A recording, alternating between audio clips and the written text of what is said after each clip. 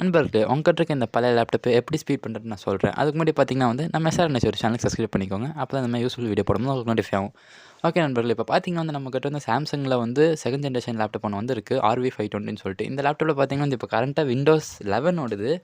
பழைய லேப்டாப்பில் 15 வருஷமாச்சே இருக்கும், 10 வருஷமாச்சே இருக்கும். இந்த லேப்டாப்பில் பார்த்தீங்கன்னா இப்போ விண்டோஸ் 11 ஓடுது.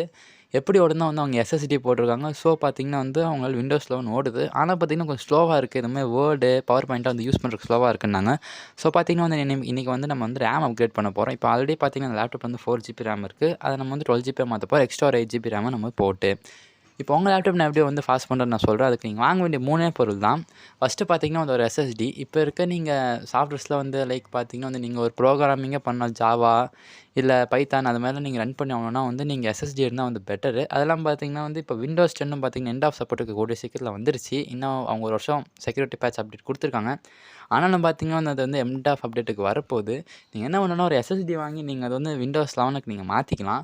இப்போ உங்கள் லேப்டாப்பில் இருக்கும்ல ஒரு பழைய ஹெச்டிடியை நீங்கள் இப்போ கரண்ட்லி ரன்னிங்கில் இருக்கும்ல அந்த ஹெச்டிடி பார்த்தீங்கன்னா நீங்கள் கேடி போட்டு இந்த சிடி பிளேயரில் போட்டிங்கன்னா நீங்கள் வாங்குகிற எஸ்எஸ்டி பார்த்தீங்கன்னா 128GBக்கே இருந்தாலும் நீங்கள் அந்த கேடி உங்கள் பழைய எஸ்எஸ்டி போட்டால் கண்டிப்பாக அது ஒரு 320GB வச்சுருக்கும்.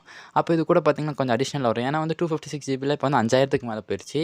ஏன்னா இப்போ 128 பார்த்தீங்கன்னா எனக்கு தெரிஞ்சு 3000 அது மாதிரி வந்துருச்சு.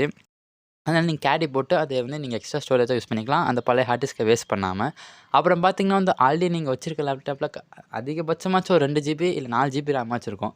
அது கூட நீங்கள் ஒரு 4GB ரேம் அது மாதிரி நீங்கள் வாங்கி போட்டால் நீங்கள் போதும். இல்லை நீங்கள் இன்னும் கொஞ்சம் நல்லா ஃபாஸ்ட்டாக போனால் ஒரு 8GB ரேம் நீங்கள் வாங்கி போடணும். ஆனால் நீங்கள் அதுக்கு முன்னாடி உங்கள் லேப்டாப்பில் மேக்ஸிமம் ரேம் சப்போர்ட் எவ்வளோன்னு நீங்கள் பார்த்துக்கோங்க. அதுக்கு ஒரு வீடியோ நான் கொடுத்துருக்கேன், அது ரிலேட்டட் லிங்கில் இருக்குது. அதை பார்த்து உங்கள் லேப்டாப்பில் இருக்க மேக்ஸிமம் ரேம் சப்போர்ட் எவ்வளோன்னு நீங்கள் பார்த்துக்கோங்க.